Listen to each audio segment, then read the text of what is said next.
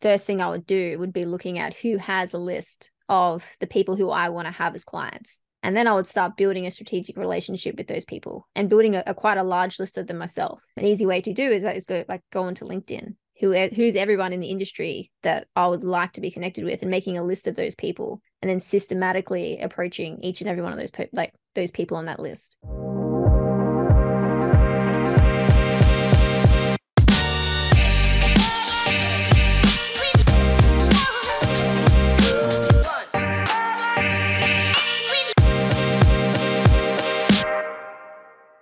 The cloud. Hey guys, welcome back to another episode of More Clients, Less Effort. Today, I'm absolutely privileged to be joined by a legend in the outbound marketing space, Crystal Benson. Crystal, thanks for joining us. Yeah, thanks for having me, Tim. Now, Crystal, you may not have heard of before, but you absolutely will soon, because I know Crystal's writing a book, which you'll need to get in due course. But Crystal is an ex-real estate agent.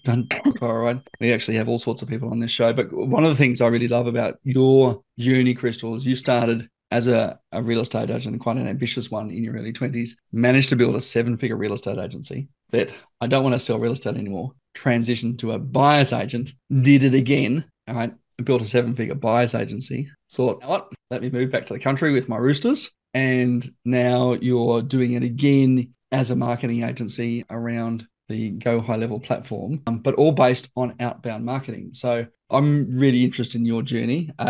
Why real estate to start with? Why give up a very successful business to start it again? And then once you've got that one, to then start it yet again. And what have we learned along the way? So let's go back to your early 20s. What is it about real estate that attracts you? Oh, well, I got into real estate because as a teenager and even younger, I used to sell like farm animals and horses and things like this for like quote unquote pocket money. And I got into it and I was selling these horses $5,000 to $10,000 sometimes. And so I was getting quite large ticket paychecks. So I kind of got used to that. And it's then a bit different from what most people start as a teenager and they go, my first job is delivering pizzas or... Yeah, my first thing was I used to breed guinea pigs and sell them to the pet shops and things. And then, so I got into I got my first job and like a horse stud, for example. And I just thought like they gave me a $55,000 a year salary. And I was like, well, this is for the whole year. Like that didn't really sit well with me. So I tried to work out like what were the people around me that I could see in my town doing that was like, what were the ones that were rich really doing? And they were the builders in the town. So I started to look into that a little bit more and worked out that they were doing development. So I went and did like a Mark Rolton course, like through Massland. And long story short, noticed that the real estate agents were really a bit lazy. And I sort of got into real estate as a way to sort of prove that you can become $1 million agent in under 12 months if you just put your mind to it. I ended up writing $1 million in commission in only 9 months back in Newcastle back in the day, which is a fairly big achievement when prices are about 350,000. So you have to sell a lot of houses to get to that mark. So that's how I essentially got into real estate. What is it, do you think, for you? Because we talk to all sorts of people, right? And particularly young people, I'd say these days. I'm going to massively stereotype young people. I can do that because I've got a 17-year-old teenager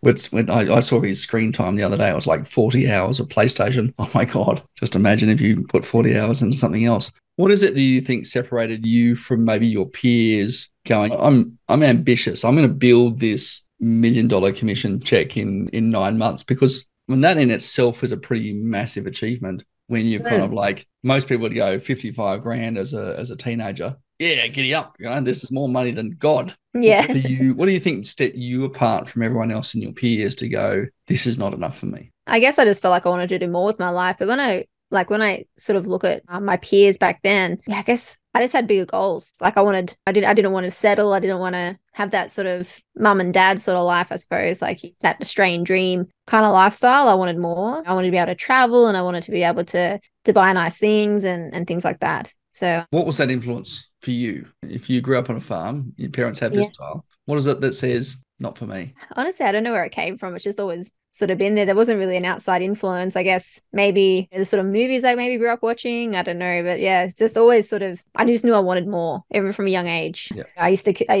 My parents used to try and give me $5 for pocket money to do chores. I ended up drawing up a commission chart. Like I'll do $5 for the vacuuming, $3 per shirt if you want me to do the ironing, $10 to mow the lawn, things like that. So I've always sort of been driven in that sense. But yeah, in terms of one single point that sort of stands out to me to what drove me to that, I couldn't really pin it down to one thing. But yeah, just something inside me knew that I wanted more from life. It's interesting to see that. I think we see that in entrepreneurs a lot, right? It's not just the fact that you may have had a Kevin Bacon Footloose poster on your wall to say, I am going to be the rebel and not do things, the way everyone else does them. For me, it was my Uncle Scrooge Golden Book that I read as a sort of 5 or 6-year-old. Yeah. And this idea of rowing my boat around a pit full of money, it just seemed really awesome. But you're right. It's something that just says, I'm not content. And sometimes we can't necessarily pin it down to one thing, but it's just this thing that kind of keeps coming back and driving us to achieve when other people would settle. Exactly. Yeah. What was it for you that you've achieved by any stretch of the imagination, signing $1 million in commissions in 9 months would be considered a success almost in any industry? What was it about you that gets you go, well, I'm here now, and presumably doing this in successive years as a 20-year-old? What was it about that you thought, okay, I now need to throw it all away and do it again? Well, I actually went on a holiday. So the directors of the company sent me on a forced holiday the company was a real estate agent because I was working 7 days a week and I did that for almost 9 months. I was very dedicated. I was prospecting every day. That's how I got to where I was. However, they didn't want me to burn out.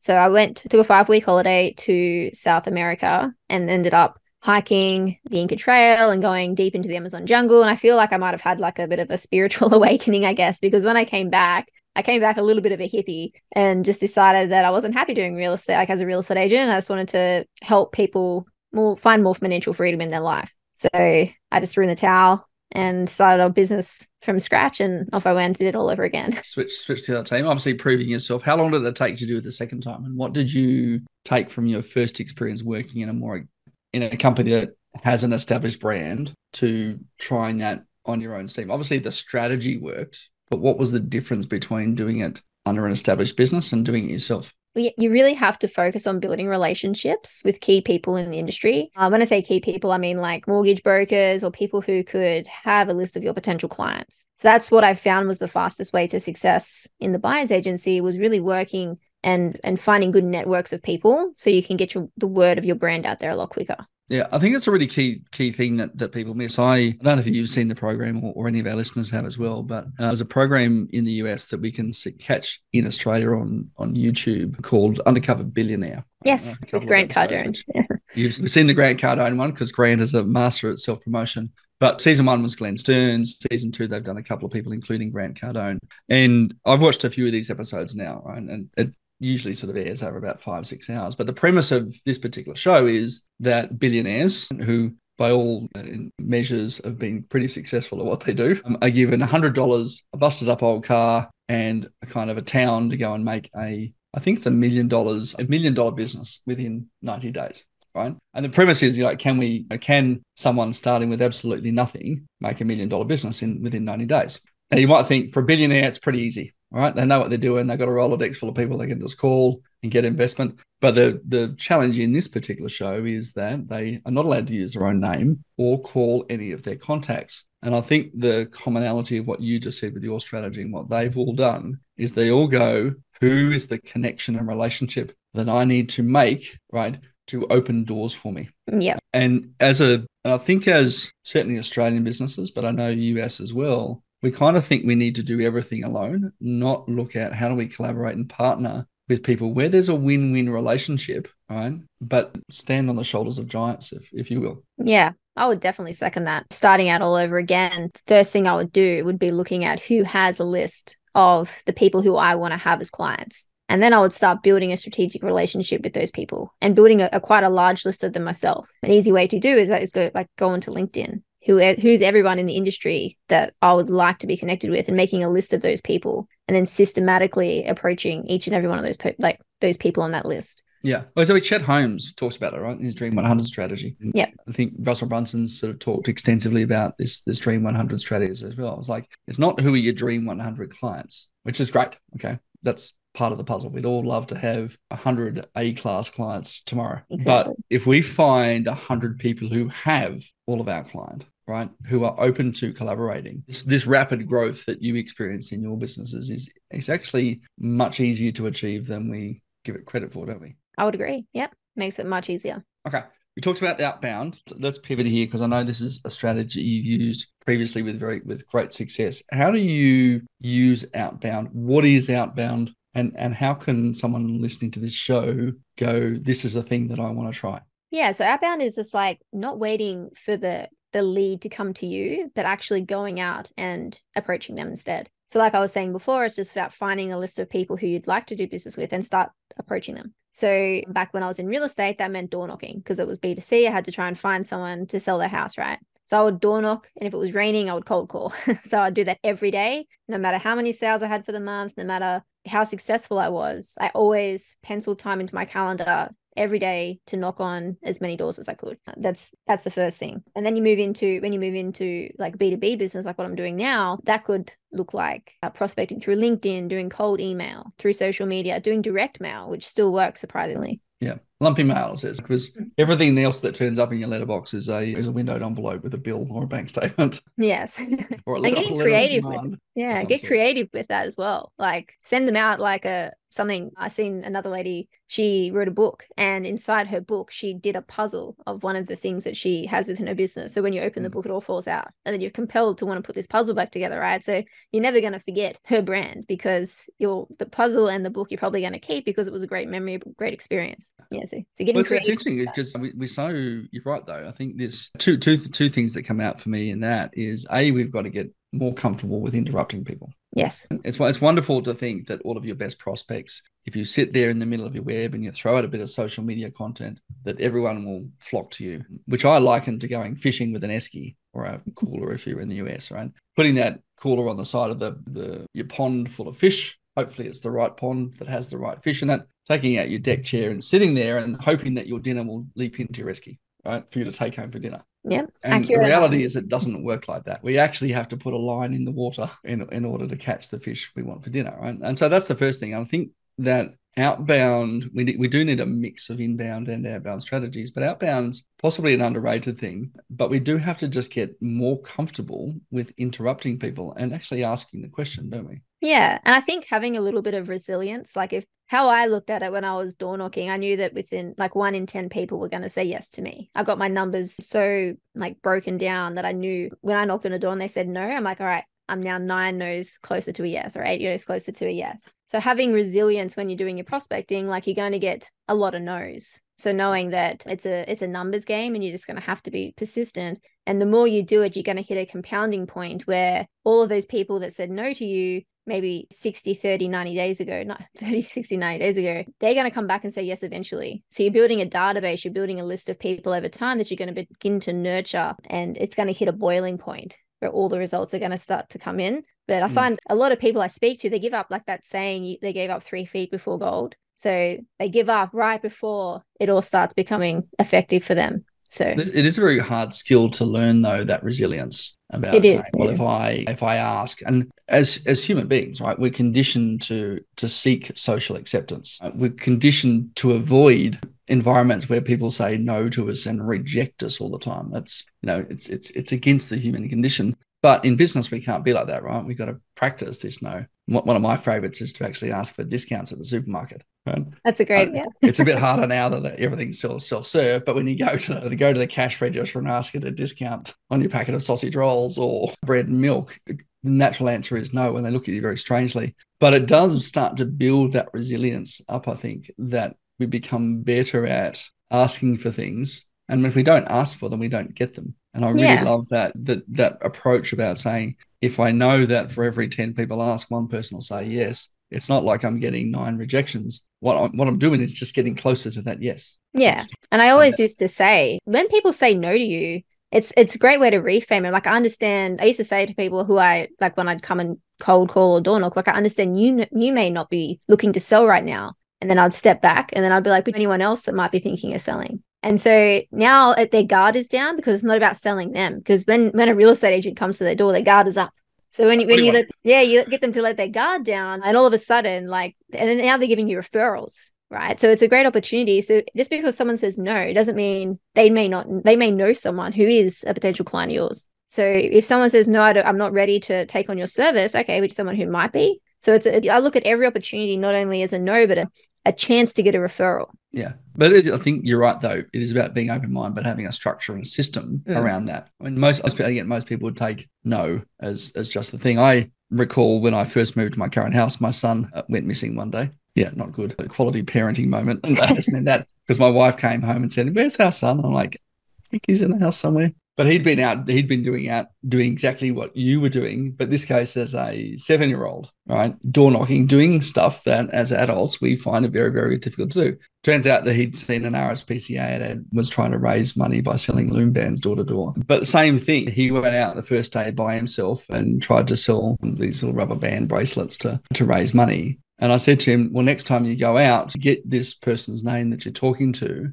And then when you knock on the next door neighbour's house, you can say, hey, Crystal next door said that you might like to buy one of these. Yes. Right? Yeah. And you sort of start building this momentum, but you're very right there, right? It's about building momentum. You've introduced this idea into someone's mind, and no just means not right now, not no, never. Exactly. Okay? Yeah. And we do need to recognize that your prospects have different priorities than you. In this case, your priority was to sell the house. Their priority is to take the bins out tonight. Yeah, that's right. Do the shopping or pick their kids up from school or something else. It doesn't mean they're not interested. It just means that right at this point that you're asking is not the right time. Okay. In the same way that getting your kids to clean their bedroom, not their priority. Tell me how you apply, now that you're in the marketing space, tell me how you apply this system to your marketing. Yeah. So if I look at how I brought real estate over into this business, when I was in real estate, I used to really track where all my leads were coming from. So I would have leads coming from door knocking, from just sold, from wherever, right? So now look at my cold outreach through my current business. I want to get X, Y, like amount of sales through each channel that I'm doing cold outreach through. So if I'm doing cold outreach through LinkedIn, cold email, Facebook, letter drops, things like that, how many clients am I expecting to get that month? And is that on track? So being able to really, what I learned as a real estate agent was having know your numbers. It's something that they all preach about, like know your numbers, know your numbers. And I guess bringing that over into business, know your numbers. How many people have you spoken to today? How many people should I be speaking to each day in order to get to the amount of sales I need for the month? Yeah, I think that's critical, right? Know your numbers. And if you've got a system around that, I'd say if you're doing 100 outreaches, I should get 10. If I'm not at 100, I'm not going to get that number. Yeah. If I find myself short this week, well, maybe I need to refocus on that. One of my favorite systems around this is actually just to use Post-it notes, right? Yep. If you want 10 clients for the month to hit your target, right? Get a bunch of Post-it notes out and write 10, 9, 8, 7, 6, 5, 4, 3, 2, 1. Stick them on a wall, and that will drive you, because every time you get a client, peel off that sticker, then the next sticker, then the next sticker, then the next sticker, and it'll give you a bit of a countdown and momentum. But it really starts to focus you on what you should be doing to drive your business, doesn't it? It does. And at any point in the month, you can see if you're on track or off track instead of waiting to get to the end and realize you're like 5 sales behind for the month and you got no way of catching up. But if you by the 5th of September, you should be on 3 sales and you're not. You can actually quickly see what channels are lacking, which ones are falling behind, and you can adjust accordingly early in the piece so that your business never falls behind in revenue. And then if the marketing's off, like the messaging, not the market, like the outbound messages are off, you can adjust them at that point rather than waiting to the end and realizing that hasn't been converting this whole time. Yeah. And so critical. If you want, it's just a machine, isn't it? We can drive the outcomes we want if we focus on the numbers as well. Exactly. It was just like in inbound marketing, when you focus on analytics, you need to have analytics for outbound as well. So it's just creating the analytics for your outbound marketing and really honing in on where you should be on each day of the month. Yeah, awesome. Crystal, we'll finish up now with a bit of a quick fire. What's your favorite productivity hack for entrepreneurs? Favorite productivity hack? I'd have to steal this one from John Logar, and that's doing the time boxing of a morning. It's just taking 5 minutes in the morning to really write down 3 things that are critical for the business for that day, and then penciling those into the calendar, putting those in the calendar. So you're actually putting aside some time to get those 3 things done. I found that is one of the best ways I've seen to actually take the business a step forward every day. Because even if you just do 1 out of 3, those are 3 critical things for the business that have really shifted. Yeah, even 1. Write down 3. Even if you only do 1 every single day, you will find momentum. Yeah, it's been a real game changer. What's the differences between you and your competitors? I guess I'm intense. I'm very passionate about what I do. And I guess that comes across in the results that I get for my clients. Like I'm very passionate about what I do. And I guess I'm just not expecting okay results. I do expect outstanding results for all my clients, just like what I do in my own business. Yeah. Let's throw in a curly one for you. How do you balance this intensity and work ethic with having a young family? It's a great question. I have the same intensity towards her. So we have lots of playtime, and because I work from home and I run everything remote, I'm able to blend that both together. And doing the same thing, like I said, with the time boxing, it's really just penciling in time and making sure that I am spending time with my daughter every single day as well, and being able to balance that work life. And every afternoon we have time to go outside and do things that she loves. In the morning before work begins, there's always time for her. So making sure that it's always balanced. It's definitely a sense of being intensely present in the activity that you're doing. You nailed it. Yes. Yeah. Being present and pushing like if I'm working, I'm working. If I'm with my daughter, I'm with my daughter. There's nothing sort of blends into the other. Yeah. Having focus and presence. What's one initiative on your whiteboard that was not there 30 days ago? I would have to say that would be my book. So I've started writing a book, From Cold to Sold. And it's really about strategies to take cold prospects through to hot leads and then into sales, becoming clients. Yeah, not an easy undertaking. No, especially when you got an 18. Which has been going on for 3 years now. And then goodness. Yeah, I might change that whole chapter up. Crystal, lastly, where can we find you online? Booksolidb2b.com. Awesome. Thanks very much for joining us. And some absolute gold nuggets there today, guys. You can clearly see that Crystal's a master at what she does, and not least of which is that time boxing and intensity of focus. And as she mentioned, just get real comfortable interrupting people. Yes. Right. And you'll see some differences. Crystal, thanks for joining us and thanks for sharing your experience and knowledge. Thanks, Tim. Thanks for having me. And guys, thanks again for joining us on today's episode of More Clients, Less Effort. If you've enjoyed today, click the 3 dots at the top of your phone, like, follow, share, give us a review, give us a shout out, and we'll see you on the next episode real soon.